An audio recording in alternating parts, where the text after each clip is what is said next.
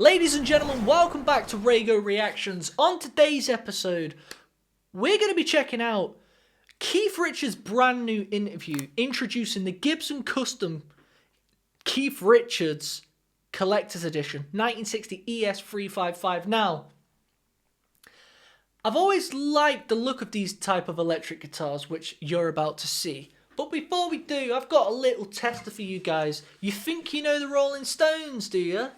What is this riff? Let me know in the comments.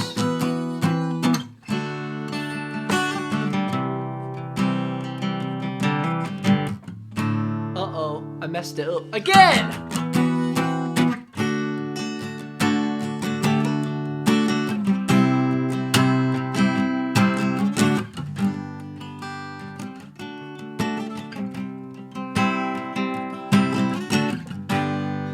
Let me know in the comments. The first person to get it right gets a... well done. You got it right. I would love to say I could give you something, but man hasn't got anything. Now, without further ado, let's get into this. Let's see what Keith Richards is saying. Let's see how healthy this guy's looking, because he's got to be about 140 by now, surely. With all due respect, the guy's a king. The guy's a king. Let's check it out.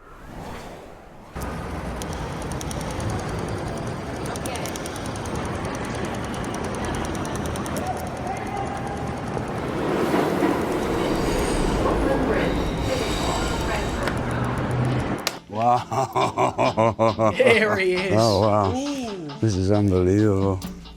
This is like being one of those Hall of Mirrors. Come on, you little babies.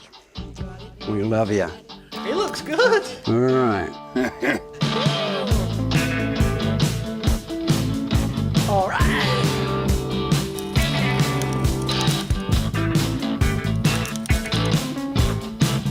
Chuck Berry being one of your obvious heroes, Yeah, your man. history together. The red 355 is synonymous with Chuck Berry. The black 355 is synonymous with Keith Richards. It's gonna be. It already Is that Keith Richards' song in the background? Because I know he's got some solo career stuff. That's one good thing about getting old. No matter what happens, when you get old, your voice sounds good. Like when you're playing a guitar and you sing along, your voice starts to sound good no matter what. So if you've got a rubbish voice, don't worry, guys. When you're about the age of however he is, which we mentioned before, could be 90, could be 110. Now, in all honesty, he actually looks really good, which is it's good news, because we've got to keep our legends alive. he is, but Yeah. people can't find them because they're just so rare. Oh, here's a few more. The classic one is Chuck's, the red one, right? They look Was that the first time you saw 355? Probably, if it was Chuck Berry was playing it, it was probably, yeah, that's where I saw it first. I started on acoustics, and everybody should. And my grandfather showed Malaguena. If you can play that, you can call yourself a guitar player. So immediately I went to da da da da da da da da da. And he was quite right in a way, because the exercise shows you more around the board than most things, you know. And that's what you want, is a good trip around the board. You know. That weave thing that you invented, it started with Brian, and then with Mick Taylor, and then Ronnie kind of is the Yeah, I mix. think basically we got it from the blues guys in Chicago, you know, with a lot of two guitar band players, all those Muddy Waters, all those cats had two guitars. Listening to these cats and listening to where they played, where they didn't, it's not just two guitars, there's almost three guitars in the room somehow, you know, and that's sort of the mystery of this whole thing, and something else creeps in, you know. We haven't got a name for it, but that's the fun of it. Yeah. And although it's got to be fun, man. I mean, to me, as I say, you know, guitar playing is neither one or the other. That without the riff, there's nothing to solo on. I agree, and I said this in one of my other videos. I much prefer a band with two guitar players than I do as opposed to one. However, I can't say I don't respect bands with one guitar player, because it's a lot more difficult to keep that sound full and big. You know, even Greta Van Fleet, they're doing a very good job of that. Jake is the only guitar player, and he still makes it sound massive. Jeff Healey back in the day, when he was the only guitar player, still made it sound big. It's good stuff. Did Stevie Ray Vaughan have a rhythm guitar player? I don't know if he did. But, again, I just like to hear the rhythm guitar playing away in the background. I think it makes it sound a bit more melodic, personally. But what do you guys reckon? Do you think bands sound better with one guitar or two? How do you spell key? We're here with all these amazing guitars. You and I have never seen so many.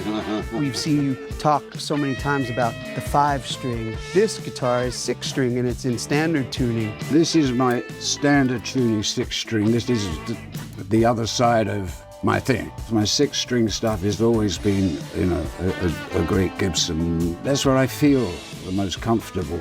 And also with the sound, you know, I mean, you can put it through just about any amp and it'll sound the way you want it. Because this has so much more room for expression. Something about the neck on that guitar, I've noticed because I've seen you obviously play a lot of your guitars. For me, that's one of the reasons that I started to grow into it and hold on to it. Everybody's hands are different, you know, so you can't say this is there's no perfect neck for anybody, you know, because it all depends on these. The only thing I think, the other difference that I tried to make was to make it a little bit lighter than a usual model. Apart from that, I mean, they just, yes, 355, man, and how can you go beyond, really? How much? What is it about picking up the black Gibson? How much are these Pappies, Keith? Because you've got your signature on them. I want one. I mean, I said I'm in the market for a guitar, but I've got about 500 quid. So, unless one of you guys behind the screen watching this is a very, very wealthy man and wants to buy me one, you know what to do. Hit me up. RAYGO Reactions. I just really want one. I feel like I need one. Like, guys, it's a damn shame to walk into my dojo, my studio, and not see a Gibson.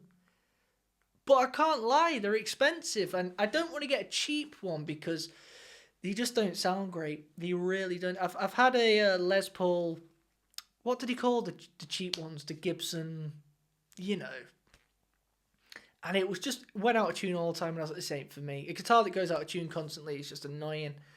But a real Gibson. I mean, my dream guitar is a Gibson acoustic jumbo, like on a level.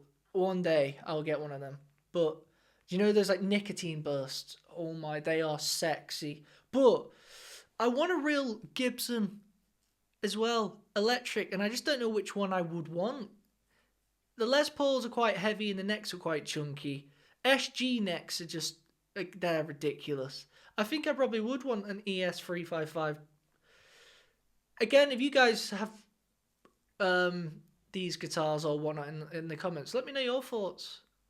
I've always liked the black guitars. It's very simple and it gives a sort of workmanlike feel about it. Stops all that, you know, colour thing becoming important. It's sort of like, hey, this is a guitar, you know, and it's made for business. And you can have them green, you can have them red, you can have them any colour you like. But really, it's just a simple working machine. Beautiful, beautiful job, you know. And then to find a black one, they don't exist. The only one that no, it's about. I thought it was about time they did. So they do. You know. Gonna make a lot of people really happy. No, cool, man. That's the job, you know. Oh, see, but now we got the great Sharpie. I think we just got to keep going. Yeah, we'll start again, This will man. be it. This will be it. And also, I gotta say that, hey, as a guitar player, I'm incredibly honoured that Gibson would do this. You know, it's for a guitar player, there's nothing like having a Gibson named after you. So there I am, you know, there I am. There it is. Go on, lad. What keeps you Deserves going back it. to the guitar? It's one of the longest relationships in your life, right? Well, I could say because there's nowhere else to go, honey. You know, but the fact is, I love the damn thing, and if it's lying around the house and I look at it within a few moments, you know, you're going to give it a stroke. Some days you get more out of it than others, but you know, that's life, you know. Which one? That is the original. You were playing the original. I was playing it. Yeah. Ah, see, that's how good it is. Yeah, so you can't even tell the difference. I can't tell the difference, man. They are beauties. I'll give them that. They're all beauties. I want one. I wonder how much they're going for. Shall we have a look? We're here now. Let's have a look. And how many have they made? They didn't say how many they've made, but they're going to be expensive. 5Gs.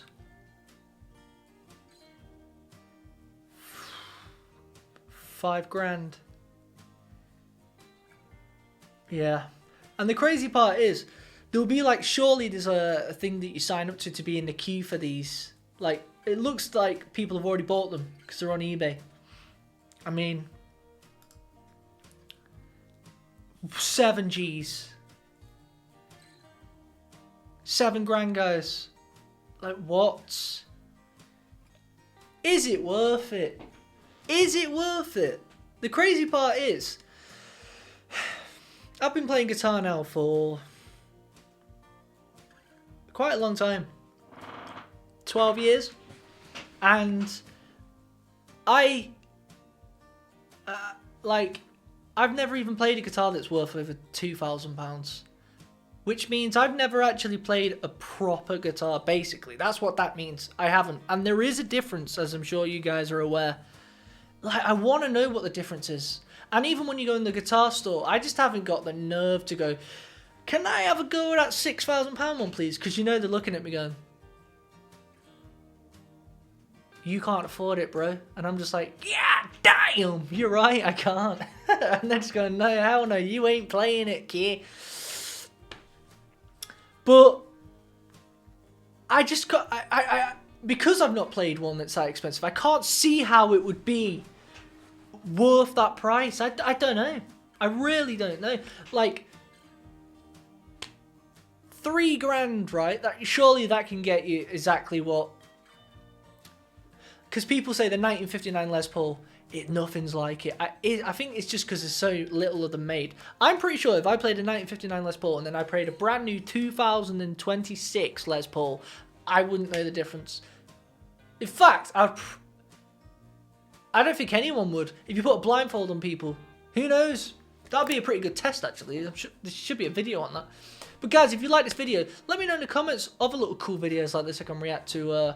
I want to start doing little interviewee things like this, and they're fun. I like seeing what's out on the market. Let me know. Subscribe. Peace.